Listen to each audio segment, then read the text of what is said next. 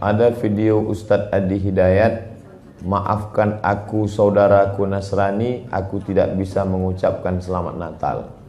Karena orang yang mengucapkan selamat Natal, maka dia sudah mengakui tiga. Yang pertama, mengakui bahwa Isa anak Tuhan. Yang kedua, mengakui bahwa Isa lahir 25 Desember. Yang ketiga, mengakui bahwa Isa mati di palang salib. Ketiga-tiga ini dibantah oleh Al-Quran. Bahwa Isa anak Tuhan dibantah. Laqad kafaral ladzina qalu innallaha salisu salasah. Kafirlah orang yang mengatakan Isa Trinitas dan anak Tuhan. Tentang Nabi Isa lahir tanggal 25 Desember dibantah. Ketika Maryam memegang Isa, tidak ada makanan karena terlahir di tepian kota. Allah memerintahkan menggoncang pangkal batang pohon korma. Tusakit alaiki rutaban jania, gugur buah korma yang mengkal. Buah korma mengkal ada pada musim panas bulan Juli Agustus. Ketika Isa lahir, kambing-kambing sedang digembalakan di padang rumput. Sedangkan bulan 12 rumput tidak tumbuh karena tertutup salju. Maka 25 Desember bukan hari kelahiran Isa, tapi hari raya merayakan Dewa Mitra, Dewa Matahari, yang diambil oleh Kaisar Konstantin dari Konstantinopel. Lalu kemudian tentang Isa mati di palang salib dibantah Al-Quran. Wa ma qataluhu, mereka tidak membunuhnya. Wa ma salabuhu, mereka tidak menyalibnya. Walakin syubbihalahum, ada orang lain yang diserupakan wajahnya dengan Isa. Dialah Yudas Iskariot, murid Isa yang menjual imannya dengan beberapa keping uang emas. Saya punya kawan Kristen Masehi, tapi dalam masalah hubungan baik, masalah ngasih makanan, masalah beri pakaian, oke. Tapi kalau sudah terkait dengan akidah, wala ana abidu ma'abadtum wala antum abiduna ma'abud lakum dinukum waliyadin. Tentang masalah tahun baru, apakah 1 Januari itu bersih, tidak ada hubung kait dengan agama? Maka tidak benar. 1 Januari 2018 Masehi, seolah-olah Masehi terkait dengan Al-Masih Isa alaihissalam.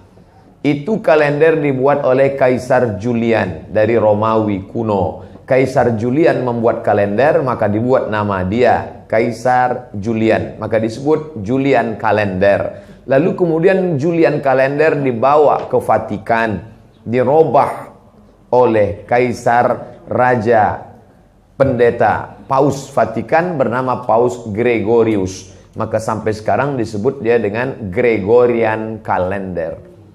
Lalu kemudian ketika terbentuk PBB, United Nation, Persatuan Bangsa-Bangsa, bingung mau pakai kalender apa? Di dunia banyak sekali kalender. Maka diseragamkanlah, dipakailah Gregorian kalender. Yang sebelumnya kita kerajaan Pasundan, kerajaan Demak, kerajaan Riau, Sendripura itu pakai kalender Hijriah. Termasuk Yogyakarta pakai kalender Saka, karena Sultan Agung Jawa mengkawinkan antara kalender Jawa dengan kalender Hijriah.